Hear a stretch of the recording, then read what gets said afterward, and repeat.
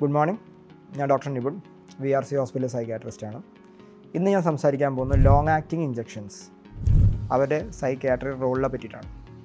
നമുക്കറിയാമല്ലോ, സ്കിസോഫ്രീനിയ എന്ന് പറയുന്ന അസുഖം സമൂഹത്തിൽ 100 പേരിൽ ഒരാളെയാണ് ബാധിക്കുന്നത്. സ്കിസോഫ്രീനിയ ലക്ഷണങ്ങൾ എന്താണെന്ന് വെച്ച് കഴിഞ്ഞാൽ പലർക്കും പോസിറ്റീവ് സിംറ്റംസ് ഉണ്ടാവും. ചെവിയിൽ ശബ്ദം കേൾക്കുക, ആൾക്കാർ ഉപദ്രവിക്കാൻ വരിക എന്ന് തോന്നുക. അതേപോലെ തന്നെ നെഗറ്റീവ് സിംറ്റംസ് ഉണ്ടാവും. മൂകത, കാര്യങ്ങൾ ചെയ്യാൻ മടി, വൃത്തിക്കുറവ്, അതുപോലെ തന്നെ പലർക്കും ഓർമ്മക്കുറവുണ്ടാവും.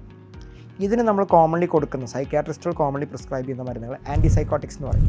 അതിൽ തന്നെ 2 തലമുറയിലെ മരുന്നുകളുണ്ട്. ഫസ്റ്റ് ജനറേഷൻ ആൻറ്റിസൈക്കോട്ടിക്സും സെക്കൻഡ് ജനറേഷൻ ആൻറ്റിസൈക്കോട്ടിക്സും.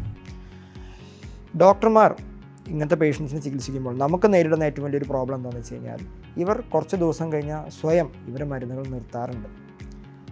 മരുന്നുകൾ കുറച്ചുകൊണ്ട് കൊടുത്തിട്ട് വേണം നമുക്ക് നിർത്താൻ. പക്ഷെ പലപ്പോഴും ഇവർ സ്വമേധയാ ഡോക്ടറുടെ അടുത്ത് ചോദിക്കാതെ ഇവർ മരുന്ന് നിർത്തിക്കളയും.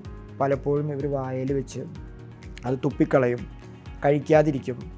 അങ്ങനെ ഈ ഫാമിലി മെമ്പേഴ്സിന് ഇങ്ങനത്തെ പേഷ്യൻസിനെ നോക്കുമ്പോൾ അവർക്കത് ഭയങ്കര ബുദ്ധിമുട്ടാണ്. ആ ഒരു സമയത്താണ് ഈ ലോങ് ആക്ടിങ് ഇഞ്ചക്ഷൻസിൻ്റെ ഉപയോഗം ശരിക്കും മനസ്സിലാവുന്നത്. ലോങ് ആക്ടിങ് ഇഞ്ചക്ഷൻസ് പറഞ്ഞാൽ ഇതേ ആൻറ്റിസൈക്കോട്ടിക്കുകൾ തന്നെ നമ്മൾ ഇഞ്ചക്ഷൻ രൂപത്തിൽ പേഷ്യൻസിന് കൊടുക്കുകയാണ്.